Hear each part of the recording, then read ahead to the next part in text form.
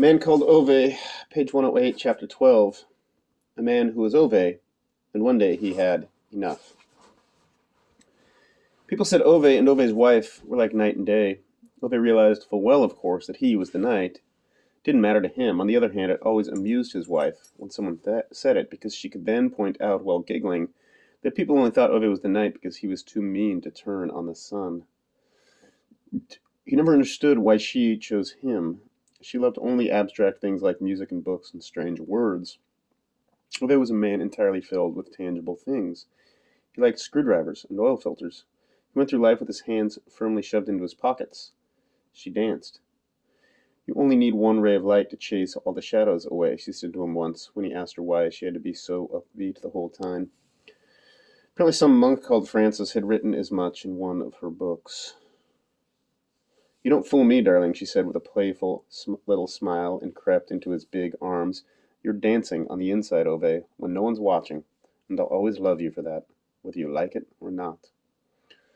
Ove never quite fathomed what she meant by that. He'd never been one for dancing. It seemed far too haphazard and giddy. He liked straight lines and clear decisions. That's why he had always liked mathematics. There were right or wrong answers there. Not like the other hippie subjects they tried to trick you into doing at school, where you could argue your case, as if that was a way of concluding a discussion, checking who knew more long words. Ove wanted what was right to be right, and what was wrong to be wrong. He knew very well that some people thought he was nothing but a grumpy old sod, without any faith in people. But, to put it bluntly, that was because people had never given him reason to see it another way. Because a time comes in every man's life when he decides what sort of man he's going to be, the kind who lets other people walk all over him, or not. Ove slept in the sob the nights after the fire. The first morning he tried to clear up among the ashes and destruction. The second morning he had to accept that this would never sort itself out. The house was lost, and all the work he had put into it. On the third morning, two men wearing the same kind of white shirt as that chief fireman turned up. They stood by his gate, apparently quite unmoved by the ruin in front of them. They didn't present themselves by name, only mentioned the name of the authority they came from, as if they were robots sent out by the mother ship. We've been sending you letters, said one of the white shirts, holding out a pile of documents for Ove. Many letters, said the other white shirt, and made a note in a pad. You never answered, said the first, as if he were reprimanding a dog. Ove just stood there, defiant. Very unfortunate, this, said the other, with a curt nod at what used to be Ove's house. Ove nodded. The fire brigade says it was caused by a harmless electrical fault, continued the first white shirt robotically, pointing at a paper in his hand. Ove felt a spontaneous objection to his use of the word harmless. We sent you letters, the second man repeated, waving his pad. The municipal boundaries are being redrawn. The land where your house stands will be developed for a number of new constructions. The land where your house stood, corrected his partner. The council is willing to purchase your land at the market price, said the first man. Well, a market price now that there's no longer a house on the land, clarified the other. Ove took the papers, started reading. You don't have much of a choice, said the first. This is not so much your choice as the council's, said the other. The first man tapped his pen impatiently against the papers, pointing a line at the bottom where it said signature. Ove stood at his gate and read the document in silence. He became aware of an ache in his breast. It took a long, long time before he understood what it was. Hate. He hated those men in white shirts. He couldn't remember having hated anyone before, but now it was like a ball of fire inside. Ove's parents had bought this house. Ove had grown up here, learned to walk.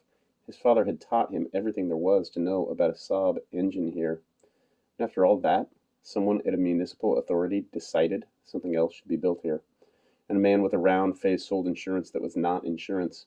A man in a white shirt prevented Ove from putting out a fire. And now two other white shirts stood here talking about a market price. But Ove did not really have a choice. He could have stood there until the sun had completely risen, but he could not change the situation. So he signed their document while keeping his fist clenched in his pocket. He left the plot where once his parental home had stood, and he never looked back. Rented a little room from an old lady in town, sat and stared desolately at the wall, all day. In the evening he went to work, cleaned the train compartments. In the morning he and the other workers were told not to go to their usual changing rooms. They had to go back to the head office to pick up new sets of work clothes. As Ove was walking down the corridor, he met Tom. It was the first time they had seen each other since Ove got blamed for the theft from the carriage. A more sensible man than Tom would probably have avoided eye contact or tried to pretend that the incident had never happened, but Tom was not a more sensible sort of man. "Well, if it isn't the little thief," she explained with a combative smile. Ove didn't answer, tried to get past, but got a hard elbow from one of the younger colleagues Tom surrounded himself with. Ove looked up. The younger colleague was smiling disdainfully at him. "Hold on to your wallets. The thief's here," Tom called out, so loudly that his voice echoed through the corridors. With one hand, Ove took a firmer grip on the pile of clothes in his arm, but he clenched his fist in his pocket, went into an empty changing room, took off his dirty old work clothes, unclipped his father's dented wristwatch, and put it on the bench. When he turned around to go in the shower, Tom was standing in the doorway. "We heard about the fire," he said. Ove could see that Tom was hoping he'd answer. "That father of yours would have been proud of you. Not even he was useless enough to burn down his own bloody house," Tom called out to him as he was stepping into the shower. Ove heard his younger colleagues all laughing together. He closed his eyes, leaned his forehead against the wall, and let the hot water flow over him. Stood there for more than 20 minutes, the longest shower he'd ever had. When he came out, his father's watch was gone. Ove rooted among the clothes on the bench, searched the floor, fine-combed all the lockers. Time comes in every man's life when he decides what sort of man he is or going to be. Whether he is the kind who lets other people tread on him or not.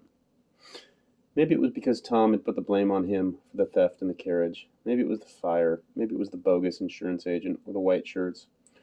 Or maybe it was just enough now, there and then. It was as if someone had removed a fuse in Ove's mind. Everything in his eyes grew a shade darker. He walked out of the changing room, still naked and with water dripping from his flexing muscles, walked to the end of the corridor to the foreman's changing room, kicked the door open, and cleared a way through the astonished press of men inside.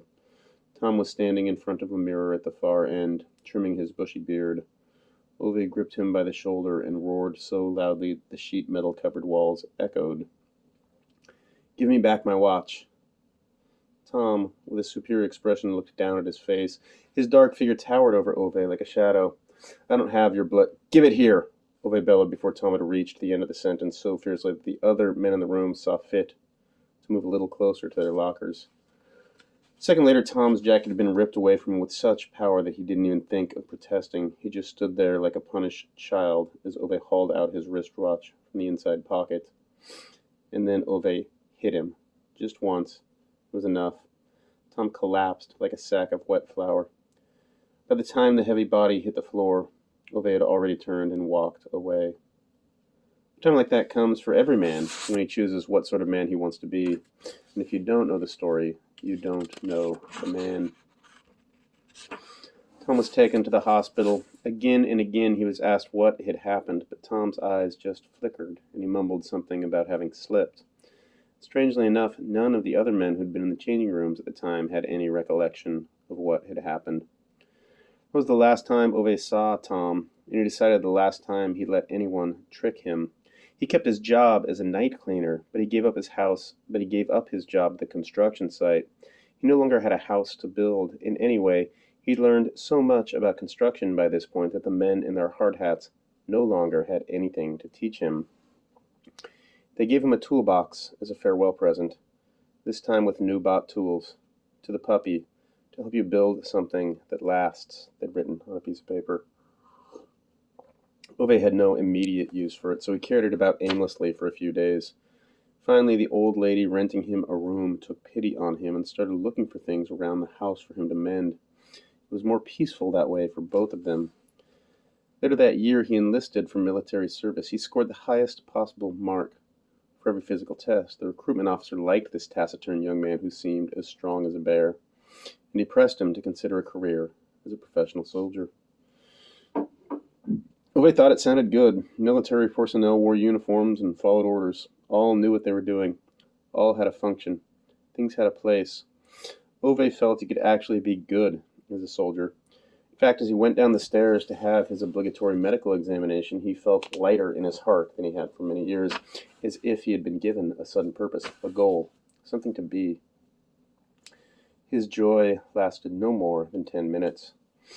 The recruitment officer had said that the medical examination was a mere formality. When the stethoscope was held against Ove's chest, something was heard that should not have been heard. He was sent to a doctor in the city. A week later, he was informed that he had a rare congenital heart condition. He was exempted from any further military service. Ove called and protested. He wrote letters. He went to 3 other doctors in the hope that a mistake had been made. It was no use. Rules are rules, said a white-shirted man in the Army's administrative offices the last time Ove went there to try to overturn the decision. Ove was so disappointed that he did not even wait for the bus. Instead, he walked all the way back to the train station. He sat on the platform more despondent than at any time since his father's death. A few months later, he would walk down that platform with the woman he was destined to marry. But at that precise moment, of course, he had no idea of this. He went back to his work as a night cleaner on the railways, grew quieter than ever. The old lady whose room he rented eventually grew so tired of his gloomy face that she arranged for him to borrow a nearby garage. After all, the boy had that car he was always fiddling with, she said. Maybe he could keep himself entertained with all that. Ove took his entire Saab to pieces in the garage the next morning. He cleaned all the parts and then put them together again to see if he could do it and to have something to do. When he was done with it, he sold the Saab at a profit and bought a newer but otherwise identical Saab 93. The first thing he did was to take it to pieces to see if he could manage it. And he could. His days passed like this, slow and methodical. And then one morning he saw her. She had brown hair and blue eyes and red shoes and a big yellow clasp in her hair. And then there was no more peace and quiet for Ove.